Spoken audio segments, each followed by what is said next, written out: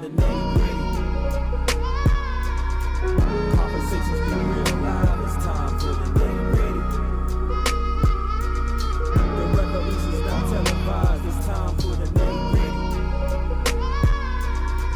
Reaching out to your conscious mind, it's time for the nitty-gritty. More than talking, you're taking action, it's time for the nitty-gritty. Facebook, what's up?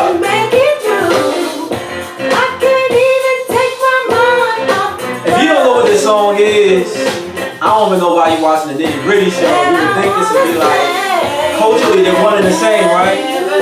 Faith Evans, Keep the Faith album, 1998, Bad Boy Records, the song is Love Like This. R&B was doing this thing in 98. 98 was a good year for music. We had Hov put out Life and Times of Jay-Z Part 2. Of course, Miseducation of Lauryn Hill came out same year.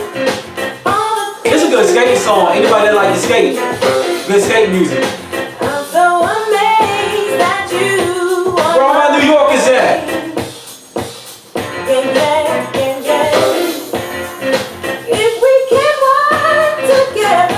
Yo, Soul, what's up, bro?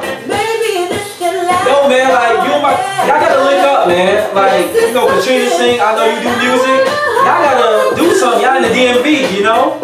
You gotta make something shake. We gotta have you on the show, bro. Alright, you know, we've been jamming for a second. I'm gonna turn the music down. It's your boy, Jay DeCosta. It's your girl, Kat. And together we are the Nitty Gritty. Got a cool show lined up for y'all. Of course, we've been hearing about it all week, but we gotta get down to the nitty gritty here. So we're gonna talk about this NFL Jay-Z deal. I know that's been some spicy conversations. I'm very curious to hear what a lot of you have to say about this. So please give us your comments and your thoughts, because there's a lot of people that feel away about this thing right now. There's a lot of folks that's like, you know, really up in arms. Soul said, let's do it. So like, okay. I got your number. I'm gonna hit you up, man, and let's try to make something work. Link. So yeah, of course, a lot of controversy around this whole NFL Jay-Z deal. We're definitely gonna dive into that.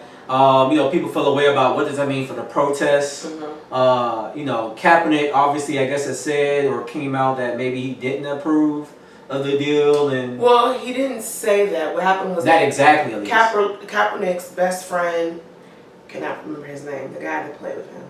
I can't remember. He made a post and was like, "Man, Jay-Z, you dirty. Like, you shouldn't have been making a deal without. The first thing you should have done was you should have called Kaepernick." That's what Jay-Z said he did. To see, no, but Jay-Z called him after he signed the deal. Oh. It wasn't before. And so Kaepernick responded to his friend's post and said, you know, "Thank you, brother, for always riding with me and being a very valuable friend." So that insinuated that he aligns with that perspective of the friend. Because what it is that people feel like Kaepernick is the one who started the conversation about injustice, about police brutality regarding black men. And because of his loss, it became a huge movement and provided focus to what the attention to that movement. People were feeling like Jay-Z that should have called him before, like, "Hey man, I'm getting ready to do a deal with the NFL, and I think you should be at the table."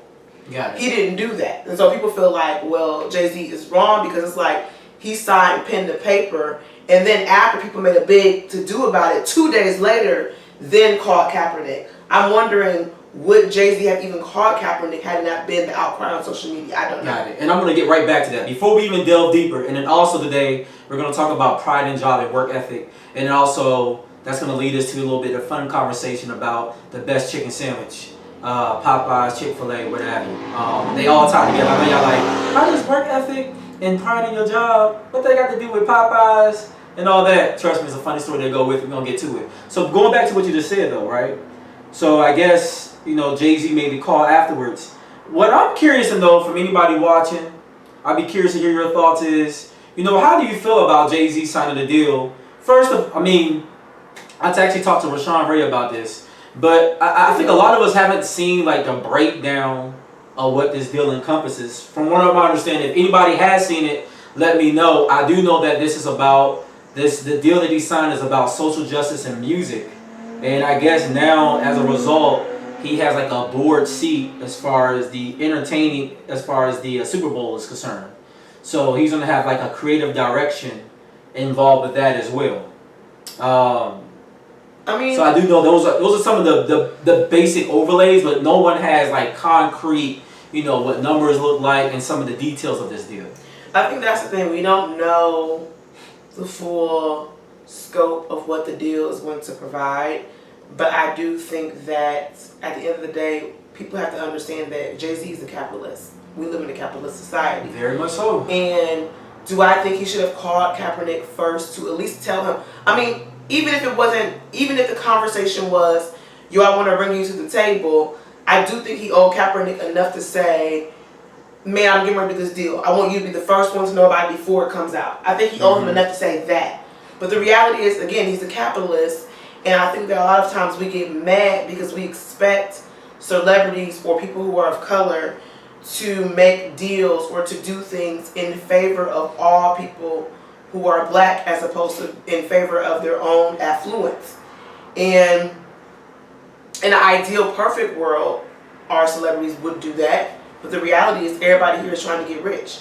So, dancing for $1 is what's going to happen. Like, I feel like, for example, Monique talked about all that mess about she doesn't compromise her integrity, but the right money was offered to her. I'm pretty sure she would be another person performing and doing whatever there has to do. I mean, also keep in mind, and for anybody joining on, we're talking about, what's up, Marvin? We're talking about the whole Jay-Z NFL controversy. I would love to hear your thoughts on this because I know we've talked about this offline, about some of that. So I'd love to hear your thoughts.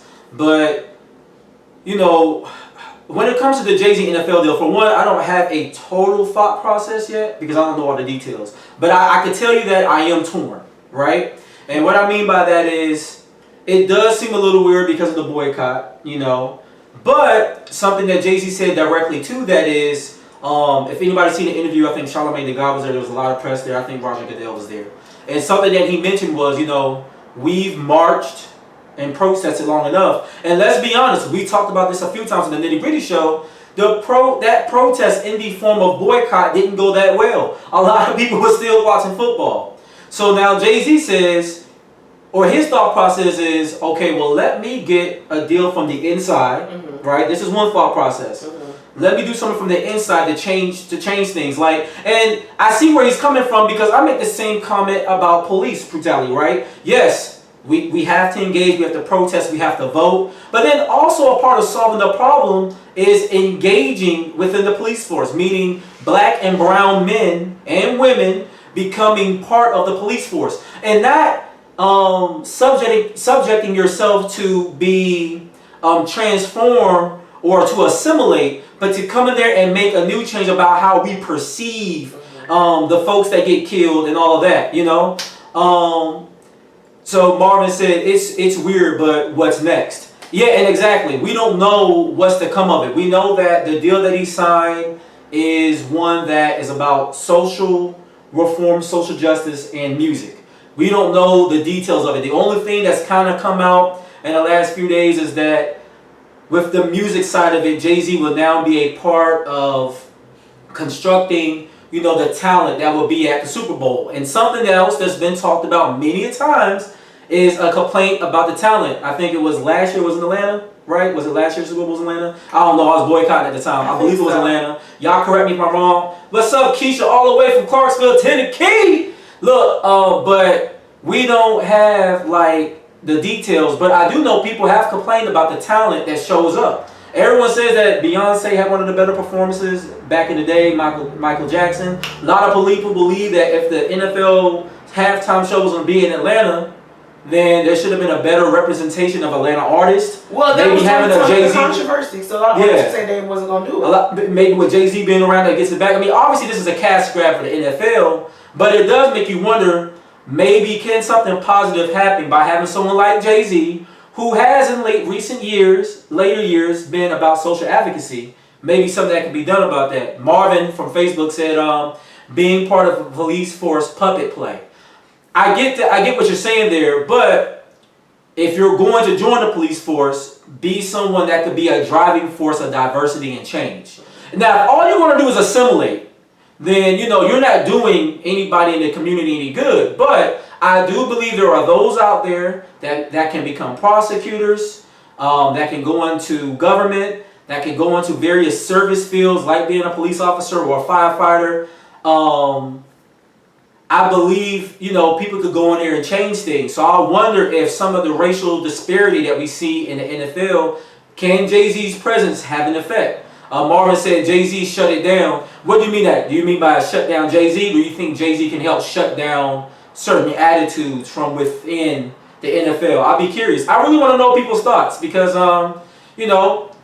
NFL season's coming up, and there's a lot of people like, is there any point in saying I'm not going to support the NFL or I'm not going to watch a game? But the thing that I think bothers me about the whole situation is the fact that the NFL has had ownership that blatantly disrespects black talent. Like, you have the NFL players are what, like 90% black, and they don't respect the talent to me in a way that the players feel as though they have some kind of voice. At least with the NBA, they have, it's like a coalition, right? I forget what it's called. Mm-hmm. The NFL doesn't have that, and so they don't have the same kind of. And these people and these men are going on the field having concussions. Many of them have mental health issues. Many of them have injuries that to this day are so severe they have never recovered from it. It's not a sport that to me provides guarantee to longevity thereafter. And I feel like the players should have more. And so by Jay-Z being at the table, I'm hoping that he's going to be able to advocate on behalf of the players. Because if it's just about music, then to me it's like, I don't know if this deal is really reaching in a social justice kind of way that we would prefer. I don't know. So Marvin made some good points, and this is helpful actually. He said we only have 3 blacks in charge, and what have they done? Houston is one of them. I think you're referring to the police, right? Then Marvin made up a good point about Jay-Z. He said, and this is true, because actually that kind of jogged my memory. Jay-Z was the one who shut down the halftime show initially with Rihanna and A$AP Rocky, told them not to do it. This is what was during the height of the boycott. Jay-Z was one of those stronger voices I know standing with Cat. And yeah, he did. He actually encouraged a lot of artists over the last, I think it was the last 2 years, correct me if I'm wrong. Nonetheless, here's what I want to know before judging Jay-Z. He still owed Kaepernick a phone call prior to pen to paper with the deal. He should have picked up the phone to let Kaepernick know, like, I know you've been going through a lot of tough times. I'm getting ready to make a deal with the NFL. What I want to see in the future, and what we don't know, is that as he's sitting at the table, perhaps he's going to do something on Kaepernick's behalf. Maybe there may be some kind of memorial after Kaepernick. Maybe Kaepernick will eventually be brought to the table. I don't know. So we can't judge.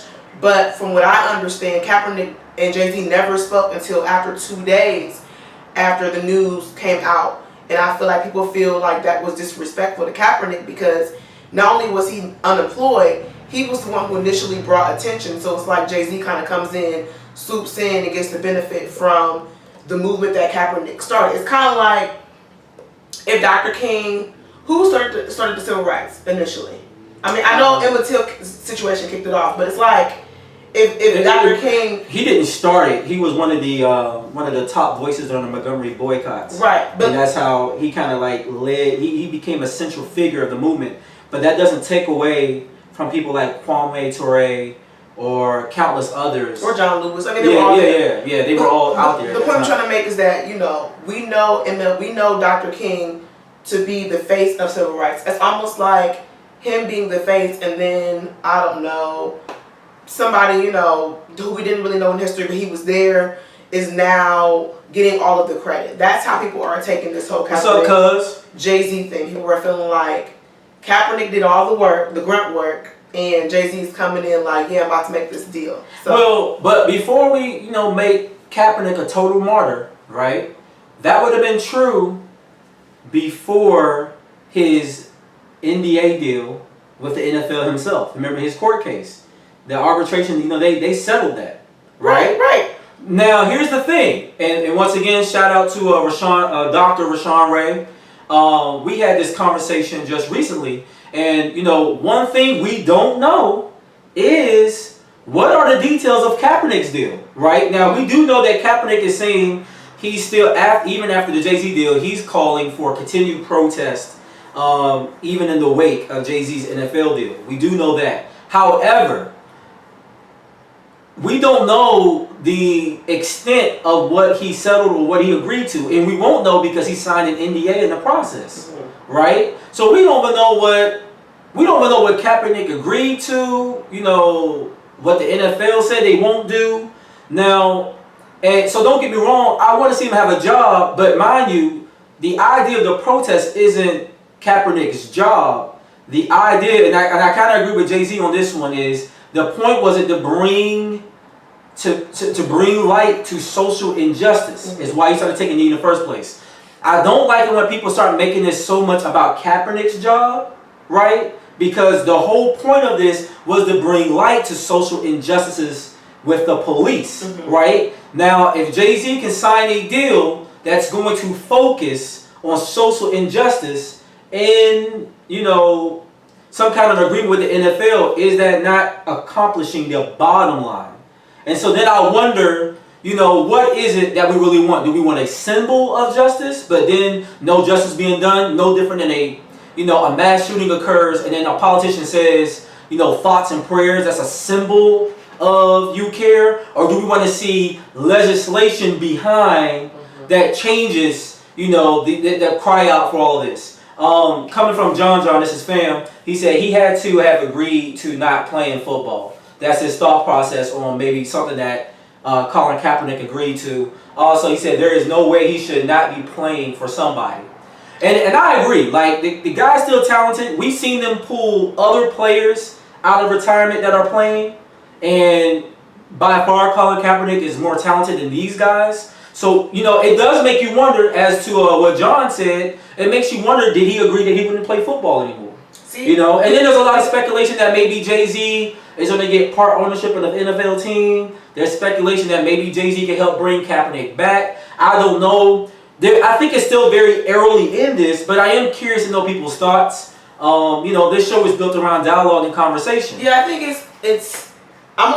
my perspective is only giving you what people are saying on social media. Me personally, I think you're right. It's too early for me to really fully give an opinion because I just don't know enough detail about the deal itself that Jay-Z has with the NFL. I don't know. And I think that's the scary thing about social media, and that's why I wanted to talk about it. I didn't really want to talk about it from the standpoint of giving what my thought process was or my opinion, but I wonder like how often sometimes, because we look at just like the headline reel, right? And because of social media, we jump to conclusions about something before it even gets a chance to be birthed and do something with it. I would like to reserve some opinion, at least until 2020, to see, well, do we see young men being treated better?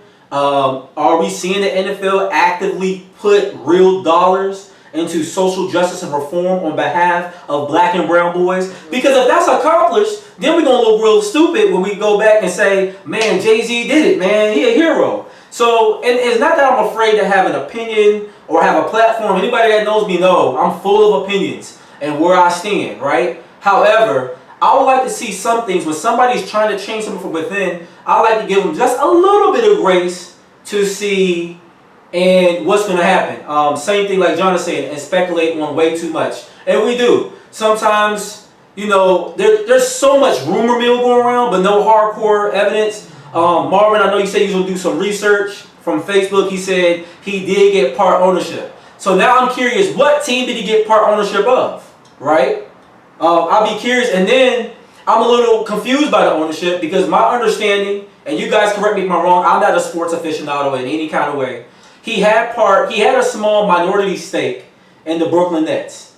From what I understood, he had to sell his ownership of the Brooklyn Nets, not of the actual Barclays Center, but he had to sell his ownership of the team because it was a conflict of interest in what he's doing with Rock Nation Sports. From what I understand is you can't be in sports management and still own part of a team. And maybe he doesn't represent any players in the NFL, but I almost swear that, you know, he gets players there. So I don't know. Marvin, you said they didn't say yet. Oh, they didn't say what team yet. Okay, I'm curious to find out. But someone let me know, because like I'm not the sports expert here.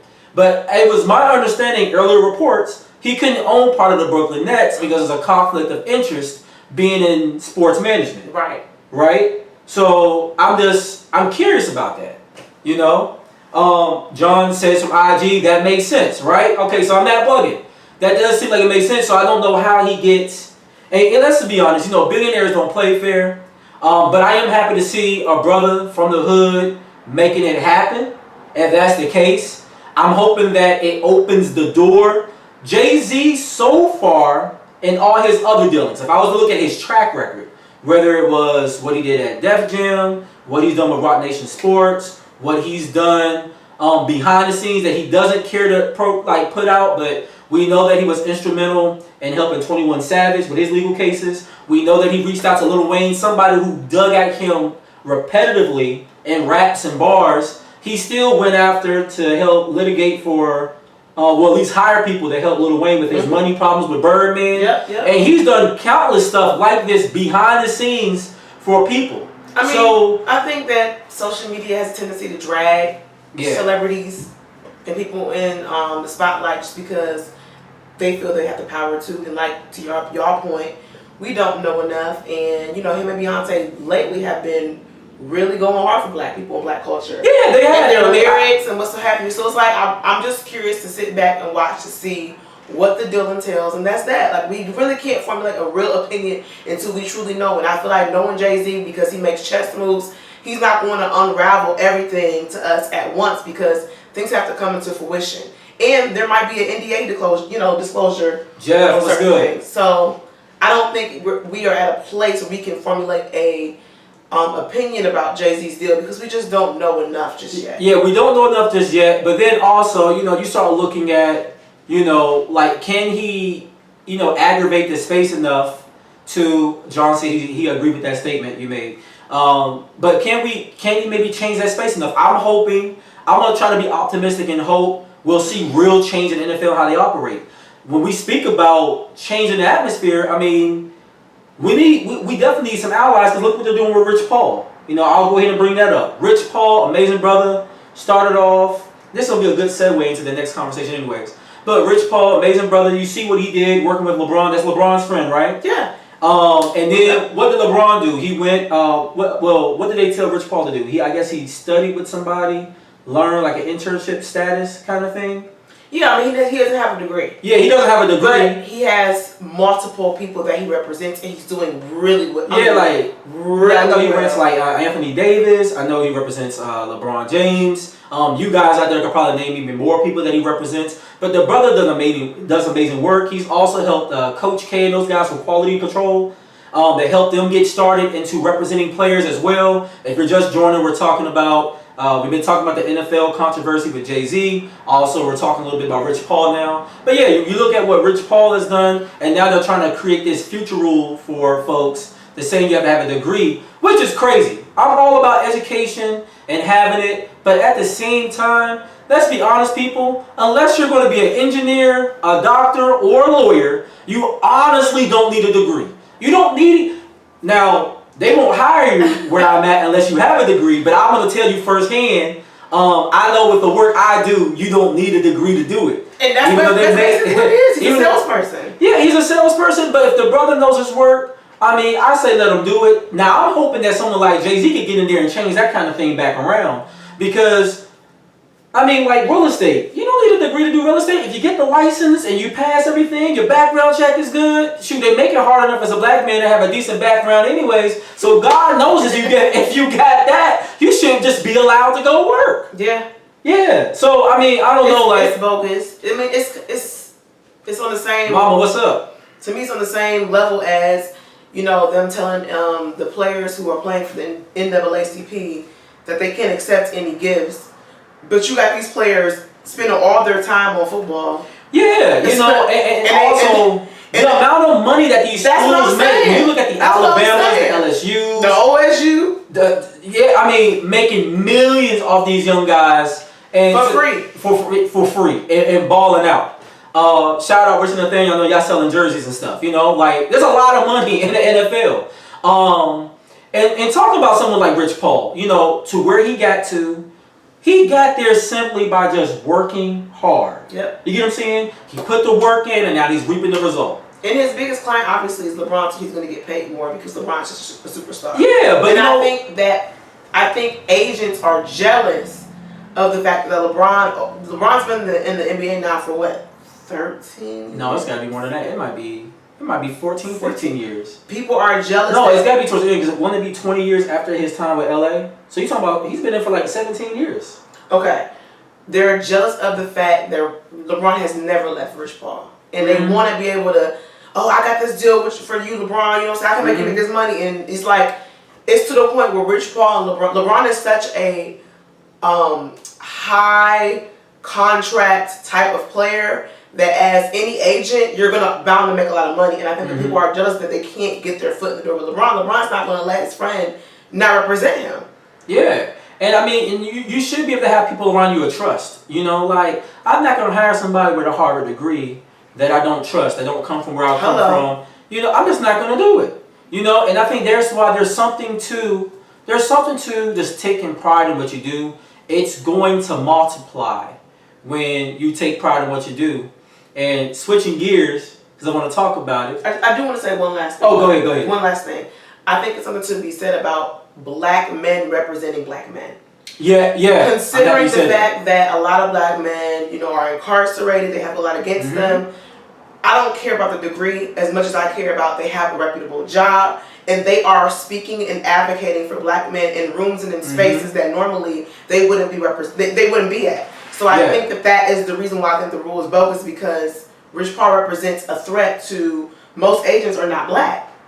Yeah, and I mean, it's crazy that so much of the front leadership, some of the back offices and stuff, they are not representative of the players that are supposed to be represented. That's all of entertainment. All of entertainment. And I think something has to change about that, you know? But now switching gears, talking about pride and work. So, you want to tell a story? You want me to tell a story about the Chick-fil-A? Alright. So anyways, and that's going to lead us to the next thing. So, everybody on Facebook has been talking about, you know, this new chicken sandwich at Popeyes, right? Now, I'm going to be honest. I know we don't eat that kind of food. You know, like, I'm more of a salad and some tuna kind of guy, right? Or just trying to, you know, eat some watermelon or whatever, or some fruit, a smoothie. I tend to not eat out. I really don't patronize any fast food restaurant. The one I make amends for, I think a lot of us do, is Chick-fil-A, right? Because, you know, Chick-fil-A customer service is amazing. You know, you just go there, everything you ask for, it'll be my pleasure. Can I have some barbecue sauce? Can you make sure you take the pickles off my sandwich? It'll be my pleasure. That's what they say. I delight in serving you the best meal possible that Chick-fil-A has to offer. I love Chick-fil-A. Chick-fil-A has amazing customer service. And it's a continued thread. People in DC can be the rudest people on earth, but something about that 14th Street Chick-fil-A, you'll have rude, attitude, but you go to Chick-fil-A, and it's just kind of like, where did I just depart to? Where have I been transfigured to? Because all these people here are so nice and so kind, and it is their pleasure to serve me. My Chick-fil-A, my waffle fries, my Polynesian sauce. It is their pleasure. That Christian ownership. I mean, something, right? So anyways, so go to Popeyes, and I want to know what the fuss is all about. Everybody's like, girl, you know, try that. You gotta try it. It's the best thing ever. So I go to the one, PG Plaza Mall, right? Yeah, I'm calling it out. Go to that Popeyes. Go there. They got some young people working there. I see a young man. This dude, he's not looking people in the eye. Lethargic. I mean, I'm talking about like, he moved like he had a whole cane. This had to be like a young brother. He legit had molasses in his, you know what? And he looked, I'm talking about, and this is somebody looking at his physical stance. He looked like he was in shape. He had to be like, what, 19, 20? I'll do him. Say, come to the counter. I'll do him. I'm act like him. You a customer. I'm him. Oh, yeah, like this. Yes, ma'am. I would like a Chick-fil-A sandwich, yada, yada, yada. And I mean, I'm talking about... You said sandwich? I'm talking, couldn't get the order right, asking you 1,000 times the same thing over and over again. What kind of sandwich you say? Just horrible. He was just horrible. Just horrible. So, you know, whole time, the manager is in the back eating. Now, mind you, this is the dinner rush. It's like 6 or 7 o'clock. And these folks just don't care. Orders are getting done wrong. There was only one person that seemed to care about their job at the time. Hardworking young lady. I don't know. She looking at her, she looked like she might have been Latino, she might have been Indian, but I just know she was working hard. And it was just frustrating. Long story short, had to just get a refund and just leave. Just couldn't sit there for another 30 minutes. It must have been God telling us you weren't supposed to have that fast food today. Exactly, right? So anyways, so I'm looking at that and it made me think about a greater standpoint. I'm just thinking about the customer service I've been receiving as of just over the years. It does with this new group. And it's like they have no pride in work. And I don't understand it. And please, if you're watching, help me understand. I don't get it. How people today just think they're supposed to wake up out of bed one day and just be a millionaire. You know, they want nice things, they want to drive nice cars. But it's like nobody wants to work hard for it. And it's like I've heard so many people, even at my own job, people that say, oh, this is a such and such. You know what I'm saying? I don't care about what the managers say. You ask them if they want to move up. They're like, man, I ain't worried about this little job like that. That's what they call it. And then, 5 years later, some of them people have been fired. Or, they go on to other things, chasing what's supposed to be a better opportunity. And then they look at you and they say, oh, wow, you made it to this department? Or, oh, wow. And you see it all the time. And it's like, no one wants to stay the course. Everybody just jumping to this thing, moving to that thing, trying to get rich quick. But I'm sorry, people. Anybody who has had any kind of astronomical success and you like, wow, they're doing it big. They went through trial and tribulation to get there. It takes work. Nobody makes it to anything. And there are countless people in America right now that started off in a call center, started off on the front line, started off in retail, started off in the factory or what have you, and have moved to the tops of the company. All because they took pride in where they were in their current work. Right. Some people are more ambitious than the work they're willing to put in. Right. And I don't get it. It's like... But we talked about this, and it seems like that's the case with Americans. Mm-hmm. When you look at foreigners, like a lot of the people who are DACA or what's the other one called? Dreamers. Yep. Me and them are so hard working. First of all, they're getting paid usually under the table and less than what the minimum wage is. Being cheated on. So they're getting paid maybe like $4 an hour, or maybe the job costs them to get paid X amount of dollars, but they're like, well, I just give you $200, even though they should be getting like $400 or $500 or $600. And they're hardworking and they see the opportunity. They understand that America is still fundamentally racist. They understand that America still has a lot of flaws, but they say, you know what, I'd rather work here and I see the opportunity than to go back to Mexico or to go back to Jamaica or to go back to Nigeria or wherever they came from, because they understand that this is still a better life than what I was living in. And then you have so many Americans, and I'm talking about us black folks. I ain't picking up no trash, but the trash man after time makes $90,000 a year. You got some people, to him, I'm just working this little fast food job. I don't even care. I'm just trying to do this, whatever. But it's paying your bills. Some of the top paid people in McDonald's started off as people flipping burgers and fries. And if you watch the movie, they took pride in their job. And the movie she's talking about is it's called The Founder. It's about the story. It's pretty much the story of Ray Kroc, or at least his story with McDonald's. It's capitalist at its finest. Man, did some shady stuff. But one thing you learn, and there's countless examples of this, is sometimes you can start in the smallest place, but something about just appreciating the work you're doing. Even if you don't move up further in that company, you'll go to the next company with a good reputation. There are some people, they burn so many bridges because, you too good, for this, and, you too good for that. But I don't understand is, how would you allow yourself to lose time equity, right? Working in a place or doing something because you're chasing the big thing, but you haven't done well with what you got. Well, that kind of work ethic follows you no matter what sector you go into. For example, you want to be a talk show host. Perhaps Oprah or somebody has an internship that's free.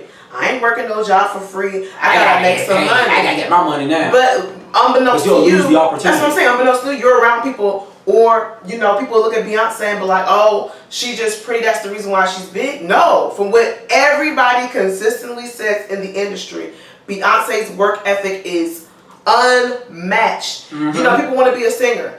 I'm not about to be rehearsing for 5 hours. And then you think about people like Michael Jackson, whatever. They rehearse day in and day out, 12 hours a day. Didn't have no lunch. Get in early in the morning. It just requires a work ethic that's unmatched. And at the end of the day, when it comes to being successful in life, it's about work ethic. People who are millionaires, when you really look at it all, there are some who inherited it, but 9 times out of 10, he or she's at that place in life because they have crazy work ethic. I believe Steve Harvey is where he's at because he has crazy work ethic. Because a lot of people don't realize the man, and this is not new. Steve Harvey, if you read his story, he's always had multiple jobs. Yeah. Insurance salesman, post office employee, sleeping out of his car. He said on average, he only get about 4.5 hours sleep every single day. Now, I don't know if that's healthy. I don't think that's healthy. But, you know, you got to work to eat. I mean, another person I think about now is Farnsworth Bentley. He was... Yes. And then his story is interesting because he started off at the Polo store in New York. Diddy saw him and thought he was fly, but then also felt like, you know, the guy really cared about his work. And then gave him a job as an assistant. And he literally built that into a career. Now, a lot of people don't hear about Farnsworth Bentley these days, but he's still making money. And people always look down on Farnsworth Bentley because they were like, he holding the umbrella over Diddy's head. But even Kim Kardashian, you know, she started off as Brandy's stylist. Hence how she got Lori J in the first place. We're not going to go into that. Mamie said, the Bible says if a man don't work, he don't eat. Just because you have a job, that don't mean you are working. And that's true. There are some people that have a job and they're so lazy, they won't do anything real with it. And then they do the bare minimum. And look, companies mass layoff and stuff all the time. Yeah. First people they're going to look at are who's not being productive, who's not hitting numbers, who's always late to work, who's always first to leave. And can I make this one caveat? Sorry. Oftentimes I see a lot of self-employed people and they're always scolding people that have a job like, oh, you know, you are part of the system, you working for the man, you're a slave to work. Some of your most popular entrepreneurs have a full-time job as well as have a side hustle. There's no right way to be employed is what I'm trying to say. What we're trying to say is that just have pride in the work that you're doing. There's no right or wrong way. You can be self-employed, you can be employed by somebody else. As long as you're having pride, you're giving your absolute best, you're having your self-affirmations, you're doing more than the bare minimum, and you are pouring out positivity into what you're doing, I fervently believe that you're going to be blessed and you're going to reap what you sow. Yeah, because I mean, there's nothing wrong with moving up in the job. And, you know, and I want to go back to a point you made earlier about DACA and Dreamers. You know, one thing I can speak to personally, I know you can too as well, is something about people who don't have a sense of entitlement. Right? And typically you don't see people with a sense of entitlement that come in as foreigners to this country. Because they look at, they've heard all the postcards and all the banners about what America's supposed to be. You know, like land of the free, home of the brave, you know, land of opportunity, yada yada yada, land flowing with milk and honey kind of thing. At least that's what's on the postcard, that's what they've heard, you know, via the news. Now with Trump in office, maybe they don't hear that all the time.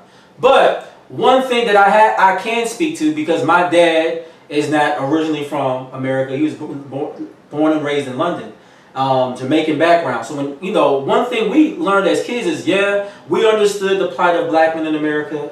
You know, my mom's black. Yes, we understood, you know, what folks have gone through. But at the same time, the other thing we always heard was about the opportunity of what we could take advantage of as humans, period. As people. If you put in the work, yes, will you have to work harder than other people in society? Sure. That wasn't taken away. That's right. But it was, if you work, if you put in, you can't help but reap what you sow.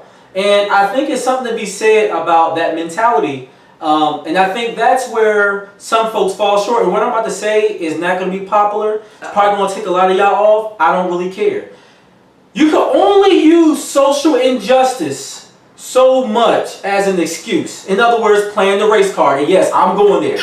Because, bless you. Thank you. So, and because, yes, on this show, y'all heard me talk plenty of times about social injustice, systematic racism, redlining, all these different things. But let's not get it confused. There are a lot of poor people. You just poor because you poor-minded. Ain't got nothing to do with the white man holding you down. Ain't got nothing to do with police brutality. Some of you never even been pulled over by a cop. You just lazy. You refuse to work. You live off your parents. You don't want to put nothing back. You grown, but you staying in somebody's basement. You grown, but you need a house. You need help to get a house. You grown, but when you can't make your car payment, you calling somebody. Wow. You grown, you got $800 shoes, but then you always need a little bit of help. You can't pay for your own meals. You want to go out, but there's something wrong with you. It got nothing to do with a white man. Nobody's plotting to take you out, little you. Sometimes you just need to get up out the bed and do some more work. So stop playing the race card to act like that's your only problem. Well, and change your mentality too. Yeah, for a lot of people who are hurting financially, the biggest problem you're facing every day is that person you see when you do finally decide to brush your teeth, looking at you in the mirror. You just have to decide to do some more work for yourself. If I've ruffled some feathers, if I've offended some people, guess what? I'm going to sleep real good tonight because I don't care.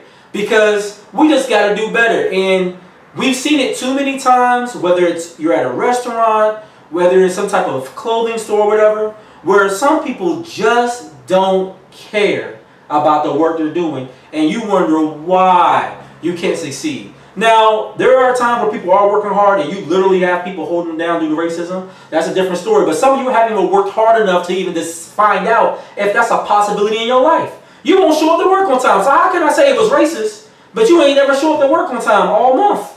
And I mean, and I also think that like it's amazing how we don't tap more into group economics. It's just That's something I only heard of being done in the islands personally. No, I mean, Or with foreigners, you know what I'm saying? well, that's what I'm saying. Yeah. Like, I mean, when they come here, they do it. Mm-hmm. I'm just interested. It's just interesting to me that we don't tap more into that. And then we were also speaking to. Every time I go to an Asian restaurant, to me, the customer services, they may be sharp in how they talk to you, like $5.99. It's gonna be 15 minutes or whatever. But the customer services, they're always like, "How can I help you?" And they always get my order right. Yeah. So if I want beef and broccoli and I say hold the cashews, guess what? They may not be the nicest people when taking my order, but you know what? At least my order was done prompt and it was right. Very rarely do I go into a Chinese restaurant or something owned. Even if I go to a Jamaican restaurant, you know what I'm saying? Some places they may be super bubbly and nice. Some places maybe not so much. But guess what? My order be right. well, all I'm gonna say is that with our communities, if you don't take pride in your community, if you don't take pride in your job, if you feel like I'm just here, whatever, somebody else is going to take pride. That's why DC is getting gentrified right now, because you didn't take pride in your home ownership. You didn't take pride on the block. You stood on the block day in and day out, throwing cigarette butts on the street corner, peeing on the side of the road, letting things get boarded up, looking a hot mess. You didn't think to yourself, man, well, once I'm done with this McDonald's wrapper, let me go and walk into a trash can. You just threw it down on the floor. Now you got people coming in and building sweet greens and moving people out, and y'all get upset, but it's like, you know, you didn't take pride. And that's the thing that's so frustrating about pride. gentrification, because it's a real thing. But you know what? Gentrification can't help without the assistance of those who are already there. Because you still got to sell something. And here's the thing. There's some people like, well, no, because they raise taxes and they make these laws that make it hard to even own a home. But guess what? Voting is free. Everybody always says voting don't work, right? But guess what? Okay, maybe you might feel that way federally, and I understand where some of you are coming from. But locally, you definitely have a voice when it comes to elections. And you can vote and be in the ear of a councilman, right? Typically, they got to live in your neighborhood to be elected, right? So you could be in the ear of that individual, making sure that they construct laws when it comes to home ownership and things of that nature to benefit you as a resident of that area. Gentrification can be a very avoidable thing, right? Just by participation and taking pride in your neighborhoods. But when we don't, when we'll allow somebody to drop a trash can, forget about somebody else. There are people out there that will literally throw trash in the ground in the very neighborhood they live in. That's not taking pride in your neighborhood. I go across the street in the neighborhood I live in, and I just look at the way people leave wrappers on the ground, trash on the ground, but then they have the nerve to complain about white people moving into the neighborhood. But you don't love your neighborhood enough. And then when the standards go up, because people who decide to take pride in their neighborhood, you may get a fine if you they may live not love the area or the people, but you know what? They love their money enough to make sure that their house property values don't go down. That's what it so is. Therefore, That's they'll enforce certain things, and then you try to say, look, the white man moving this out. I'm sorry. And y'all know how I feel about social injustice and things like that, but everything ain't the white man's fault. I'm sorry. I know I sound like I'm singing a different tune today. Maybe, you know, some of y'all gonna say I'm an Uncle Tom, but I'm not. I keep it pretty righteous. Have y'all, the same ones complaining about Jay-Z doing something, The same people complaining about or upset about what I just said are the same folks that didn't participate in the boycott, and are the same people that don't vote in the first place. And half of y'all complaining, I'm not going to go there. I'm not going to be that man. I mean, I just think that at a certain point, though, I think it's twofold for me. I think parents need to start instilling core values into their kids and need to start having trust funds and talking to them about how to build wealth and how to build credit scores. At age 16, you should be getting your child a credit card and monitoring their spending so that way they're building credit. I feel like a lot of times parents kind of coddle their kids, and so when their kids become full-grown adults, they don't understand the value of money or how to build credit or how to move and check. I also feel like when people are selling their homes in DC, that's a disadvantage. You need to be passing that home as a legacy to your kids. There was a guy. Even if you're gonna rent it out. Well, there was a guy at Bible study, African guy. He has 3 kids. He bought all 3 of his kids a house. Every last one. That's amazing. When you talk to him, he said he does not eat out. Him and his wife pick 2 times a year. They literally circle it on the calendar of when they're going to eat out because he refuses to spend his money on McDonald's or Starbucks or what so have you. He said he's very frugally friendly. He don't even buy a whole bunch of new clothes. He don't care about labels. All he cares about is legacy. He wants, and he's African. He said he wants his kids to sit them down and say, my father, by his first and last name, bought this house. Like little like Kuta Kinte. He wants them to literally have a story that is literally passed down from generation to generation to generation because he feels like the Bible talks about generational legacy and he wants that to be into fruition.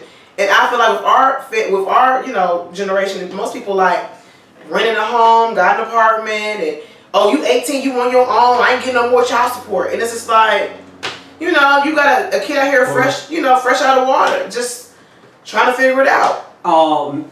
Speaking of parents, maybe on Facebook said when people don't take pride in what they do on their job, they miss their opportunity to go forward. And that's true. Because bad work ethic, you can get a better job all day long, but if you don't change the character of the person working that job, you're going to have the same result.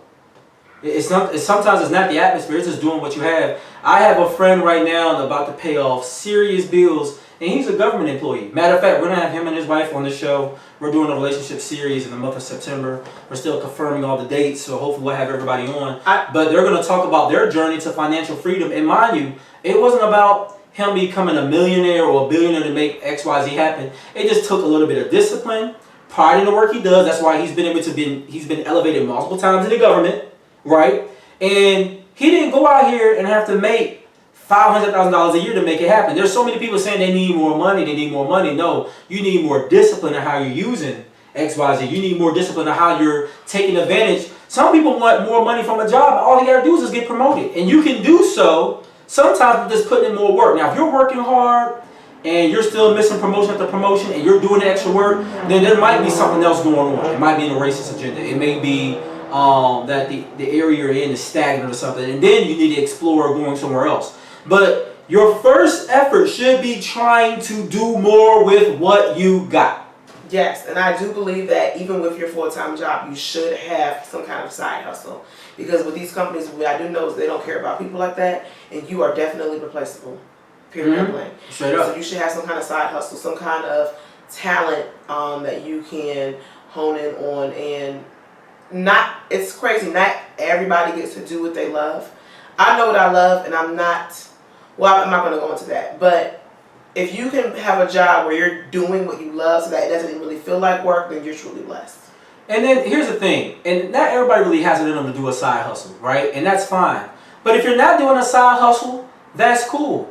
But one thing I will tell you about jobs, right? They're not a guarantee. I get that, folks. To all my entrepreneurs watching that's cringing in their seats, we know that. However, jobs tend to get rid of people who aren't, performing well. They're normally going to get rid of the lowest performing people first. So just imagine you can somewhat better secure, not absolutely, but better secure a job simply just by working hard in what you have. Yep. Because if you make yourself when you make yourself a valuable member of the team, when you say, you know what, I'm going to go beyond and above, or above and beyond what the call of the job is, what that does for you is says, you know what, okay, we're looking to get rid of, we got a workforce of 100 people, we got to get rid of 50 of them. But if so-and-so over here is a valued member of the team, meaning that hey, he's gonna do his work. He knows how to do things that's not even part of his job description. So he's so desired. Yo, Auric, what's up? I ain't seen you in a minute, bro. How you been? There's something about when you put that work in. It's like, hey, you know what? I gotta keep him because he's too valuable. He does different things. I know we don't pay him to do that, but he's too valued to get rid of. So it's just taking that pride might even save you a job because jobs are going to cut people regardless. We know that. I mean, that's just the nature of working for someone. But make it hard for them to cut you. That's all I'm saying. And if you do get cut, if you worked hard at what you do, guess what? You're going to be blessed and you're going to get more work. I mean, it's just going to be that way. Now, you got a last comment? I'm sorry. No, I just want, no, that's it. Oh, well, so, look, one thing I want to jump into, we got like 10 minutes left. Kind of get a good laugh out of y'all, but I'm curious. So, you know, we were talking about this, kind of like what spurred this whole conversation about taking pride in work was the horrible experience we had at Popeyes. Today, we did get a chance to check out that chicken sandwich, right? I know it's bad. It was yeah, exactly. It was It tastes just I'm not even going to say all right. It was It tastes just at best. like Popeyes, but on a biscuit. So there was people out there hyping and saying it's better than Chick-fil-A. It's not better than Chick-fil-A. I'm sorry. Because, and I agree with you, Richard. You're right. Work hard for yourself. Already put 2 fists up. That's right, black man. But, look, when it comes to that sandwich, though, I just wanted to say that in closing. It's not all that great. Y'all, for all you out there that hype that sandwich Y'all up. like it because it's big. And maybe it is like a bigger piece of meat or whatever, That's what I mean, big. and I don't really eat no fast food like that anyway, but that Popeyes chicken sandwich ain't the business. First of all, you can't even put lettuce and tomato on it because they don't even bring that kind of food into the building. You know, it's unhealthy food anyways.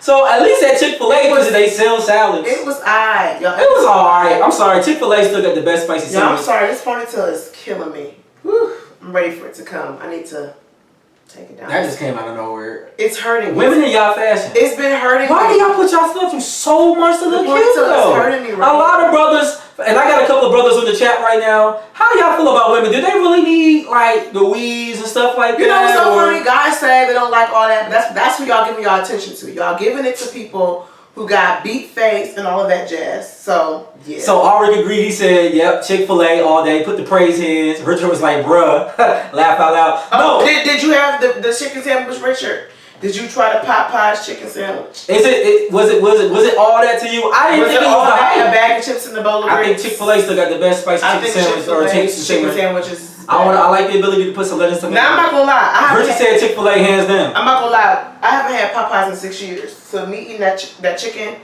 it was like instant crack. It was like, whoa, I haven't had this chicken flavor in a minute. So I have to stay away because. Josh, what's up, homie? I ain't seen you in a minute, bro. How you been? Good to have you in the chat. Richard said he hasn't tried it out yet. So, but he still said like Chick-fil-A hands down. But look, like, I don't know. That was my opinion. I was just curious to see what other people said. It wasn't the hype. I mean, that's what you want to indulge in. Go check it out for yourself. We should have done a review like James did for the Patty's Pies. Oh, when he made it real dramatic.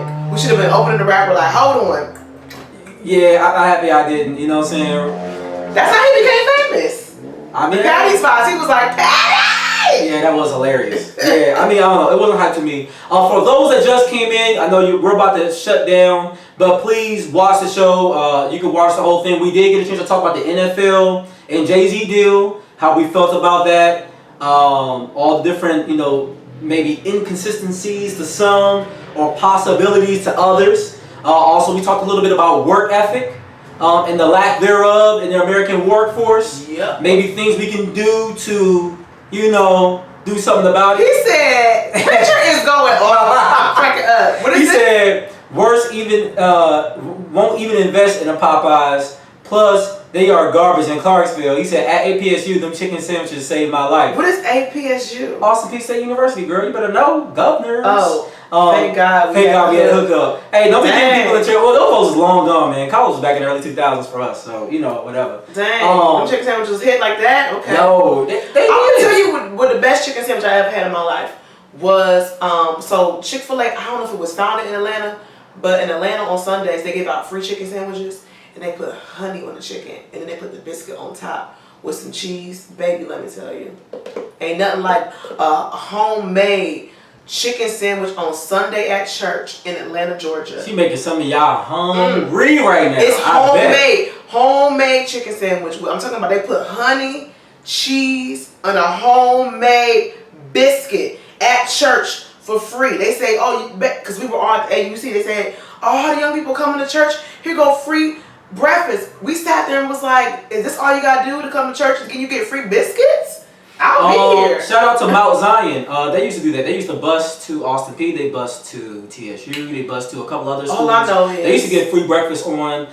You know, for anybody's in Nashville, does Mount Zion still do that? They still do the free breakfast for college students. All I know is trying to hook some college students up. Y'all go back to school. I haven't had food in New Orleans. He tells me it's really great, but I'm gonna tell y'all one thing. Atlanta, Georgia has some of the best food, and it's cheap at the restaurants, and they cook with a lot of bacon too.